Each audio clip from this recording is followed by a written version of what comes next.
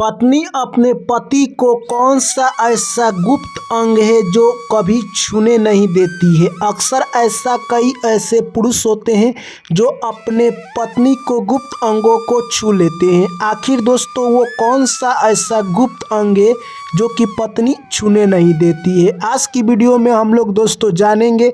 आप सभी का स्वागत है आपके अपने चैनल फर्स्ट टाइम स्टोरी में। दोस्तों इस कहानी को आप लोग पूरा सुनना और जो भी मेरे प्यारे साथी भाई एवं बहन और दर्शकगण चैनल पर पहली बार आए हैं तो चैनल को ज़रूर सब्सक्राइब कर लेना। चलिए दोस्तों कहानी को शुरू करते हैं। आज की कहानी है कि एक स्त्री अपने पति को कौन सा गुप्त अंग नहीं छूने देती है। एक बार की बात है दोस्तों, माता लक्ष्मी जब पृथ्वी लोक भ्रमण करने के लिए आई थी तभी कुछ सीन देखकर उनके मन में सवाल चलने लगता है। तभी माता लक्ष्मी सीधे जाती है भगवान विष्णु के पास और तभी भगवान विष्णु बोलते हैं कि आज तुम कुछ परेशान दिख रही हो। तभी माता लक्ष्मी कहती है कि हे स्वामी, आज जो मैंने पृथ्वी लोक पर देखा है उसे देखकर मैं दंग रह गई। तभी भगवान विष्णु कहते हैं कि तुमने क्या देखा है। उसके बाद माता लक्ष्मी कहती है कि मैंने ऐसा दृश्य देखा है जिसकी कल्पना मैं आपसे नहीं कर सकती हूँ। तभी भगवान विष्णु कहते हैं कि तुम्हारे मन में जो भी प्रश्न चलता है तुम पूछ सकती हो। तभी माता लक्ष्मी कहती है कि कौन सा ऐसा अंग है जो स्त्री अपने पति को छूने नहीं देती है। यह बात सुनकर भगवान विष्णु कहते हैं कि बस इतना सा ही प्रश्न है। इस प्रश्न का उत्तर बहुत ही आसान है। मैं एक छोटा सा कहानी के माध्यम से समझाने का प्रयास करता हूँ।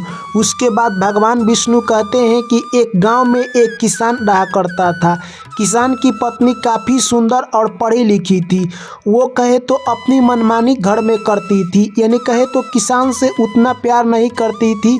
वो गैर मर्दों के साथ दिलचस्पी रखती थी, यानी कहे तो वो नाजायज़ संबंध बनाए रखती थी। इस तरह से किसान को जब यह बात पता चलता है किसान काफ़ी दुखी रहने लगता है और किसान सोचता है कि मेरी पत्नी मेरे ही बस में नहीं है। इस तरह से किसान का अब जीना मुश्किल हो गया था। तभी किसान एक दिन उदास था। वो घूमते घूमते एक जंगल में पहुंच जाता है। तभी देखता है कि एक ऋषि बैठकर प्रवचन दे रहे थे। तभी उस ऋषि के पास जाता है और कहता है कि हे महात्मा, आपने तो बहुत सारे लोगों की समस्याओं का हल किया है। आज मेरी छोटी सी एक समस्या है, उसका आप समाधान कर दीजिए। तभी वो किसान कहता है कि मेरी पत्नी मेरे ऊपर उतना ध्यान नहीं देती है और गैर मर्दों से संबंध बनाती है। फिर भी बहुत मैं मेहनत करता हूँ और आज भी गरीब हूँ, ऐसा क्यों?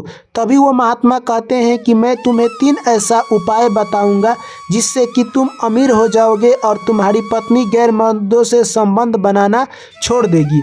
यह बात सुनते ही किसान कहता है कि वो 3 बातें आप मुझे इसी वक्त बता दीजिए। तभी महात्मा कहते हैं कि इंसान को धैर्य और पेशेंस बनाकर रखना चाहिए। वो 3 बातें मैं तुम्हें ज़रूर बताऊंगा, परंतु जिस इंसान के पास पेशेंस और धैर्य नहीं रहता है वो ज़िंदगी में कभी भी सफल नहीं होता है। इसलिए तुम्हारे पास धैर्य और पेशेंस की बहुत ज़रूरत है। उसके बाद वो महात्मा कहते हैं कि देखो, इसके लिए मैं एक छोटा सा कहानी सुनाता हूँ। एक गांव में एक जादूगर और जादूगरनी रहा करते थे। जादूगर और जादूगरनी के बीच काफ़ी अच्छा प्रेम था। जादूगरनी अपने पति से उतना प्रेम नहीं करती थी जितना कि जादूगर करता था, परंतु दोनों एक दूसरे से मिलजुल कर रहते थे। खासकर जादूगर इसलिए मिलकर रहता था क्योंकि वो अपने पत्नी से अगर लड़ाई करता है तो उसका ध्यान अपने कामों से हट जाएगा और उसकी उन्नति रुक जाएगी। इस तरह से जादूगर और उसकी पत्नी जो भी काम करती उसमें टांग नहीं अड़ाता। सोचता था कि जो भी करती है इसे करने दिया जाए जिससे कि हमारी कामों में कोई बाधा ना आए। इस तरह से जादूगर अपने कामों में हमेशा व्यस्त रहता था और उसके घर दिन दुगुना रात चौगुनी वृद्धि हो रही थी। यह सब बात देखकर उसी राज्य के राजा सोचते हैं कि इन दोनों के बीच कितना अच्छा प्यार है और इन दोनों का ज़िंदगी कितना अच्छा गुजर रहा है। तभी राजा उन जादूगर को एक दिन अपने हवेली पर बुलाते हैं और कहते हैं तुम दोनों के बीच बहुत अच्छा प्यार है, तुम लोग ऐसे कैसे कर लेते हो? तभी वो जादूगर कहता है कि मैं अपने पत्नी को इसलिए नहीं बोलता हूँ क्योंकि वो जब भी बोलूँगा तो मुझसे लड़ने लगेगी, और जिस घर में मार झगड़ा और अशांति रहता है वहाँ पर माता लक्ष्मी वास नहीं करती है, इसीलिए मैं अपने पत्नी को मनमानी करने से नहीं रोकता हूँ। यह बात सुनकर राजा कहते हैं कि ठीक है, तब तो तुम्हारी पत्नी भी तुम्हारी आदर करती होगी। तभी वो जादूगर कहता है कि हमारी पत्नी भी मुझसे प्यार करती है और आदर करती है। इस तरह से राजा को कहे तो जादूगर और जादूगरनी की प्यार के बारे में पता चल जाता है। तभी राजा जाकर अपने रानी से यह सब बात सुनाते हैं। तभी रानी कहती है कि उस जादूगर की वजह से नहीं, उस जादूगरनी की वजह से उस जादूगर के घर इतना धन दौलत की वृद्धि हो रही है। राजा और रानी एक दूसरे से लड़ाई करने लगते हैं क्योंकि राजा कहते हैं कि नहीं, जादूगर की वजह से उन दोनों के बीच इतना अच्छा प्यार है, और रानी कहती है कि जादूगरनी की वजह से है। दोनों लड़ाई करने पर तुल आते हैं। उसके बाद राजा कहते हैं कि आखिर हम लोग क्यों ना उन दोनों का परीक्षा ले ले। इस तरह से राजा कहते हैं कि ठीक है, और राजा उस जादूगरनी की परीक्षा लेने के राजा एक मंत्री को बुलाते हैं और उस मंत्री को कुछ बात बताकर कहे तो जादूगर की परीक्षा लेने के लिए भेज देते हैं। जैसे ही मंत्री जाता है जादूगर के पास और कहता है कि मुझको राजा ने भेजा है कुछ कामों के लिए। यह सब देखकर जादूगर हैरान हो जाता है और कहता है कि बोलिए आपको क्या काम है। तभी वो मंत्री कहता है कि अगर आप अपने पत्नी को मार देते हैं तो रानी आपके साथ विवाह कर राजा को कैबंद कर देगी और आपके साथ राजपाट चलाएगी।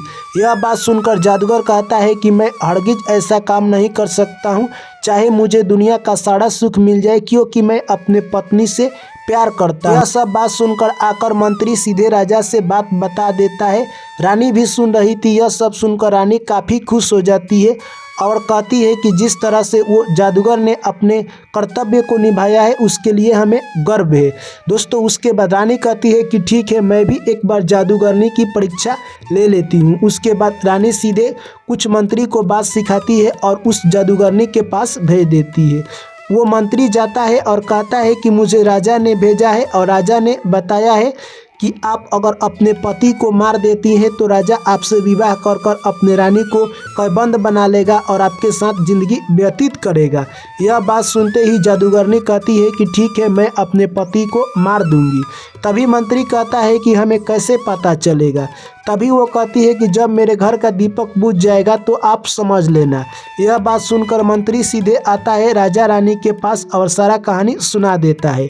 यह सब बात सुनकर रानी शर्म के मारे अपना सर नीचे कर लेती है और कहती है कि वो औरत कितना गिर गई है कि अपने पति को मारने के लिए तुली हुई है। इस तरह से दोस्तों यानी कहे तो राजा और रानी समझ जाते हैं। तभी राजा कहते हैं कि इतना जल्दीबाजी करने की कोई ज़रूरत नहीं है, तुम इसी वक्त जाओ और उस जादूगरनी को पकड़ कर लाओ, वरना वो अपने पति को मार सकती है। उसका अंजाम हम लोगों के सर आ जाएगा क्योंकि वो निर्दोष बेचारा मारा जाएगा।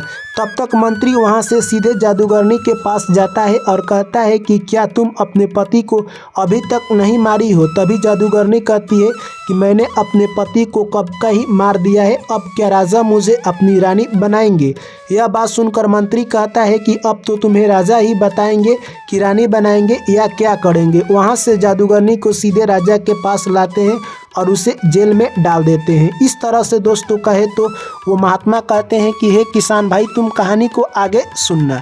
उसके बाद दोस्तों यानी कहे तो राजा कहते हैं कि तुमने जो गलती किया है उसका तुम जिंदगी भर अपना एहसास चुकाती रहोगी। तभी उसके बाद महात्मा कहते हैं कि अगर वो जादूगर अपने पत्नी में ये 3 चीज़ देखता तो वो आज नहीं मारा जाता। यानी पहली चीज़ कि उसकी औरत किससे मिलती है और क्या करती है।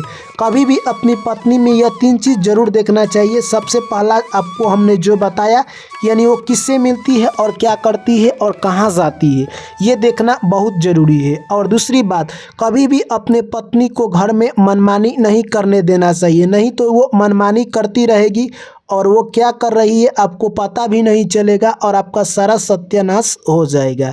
और तीसरी, आपकी पत्नी कहाँ जाती है, किससे मिलती है, वो आपके बिना परमिशन के जाती है तो आपका ज़िंदगी जरूर नर्क हो जाएगा। इसलिए जो व्यक्ति यह सब 3 बातों को ध्यान रखता है उसके घर सुख शांति बनी रहती है। उसके बाद यह बात सुनकर किसान कहता है कि मुझे समझ में आ गया, अब मुझे क्या करना चाहिए, और वो अपने घर जाता है और पत्नी के साथ ऐसे ही करता है।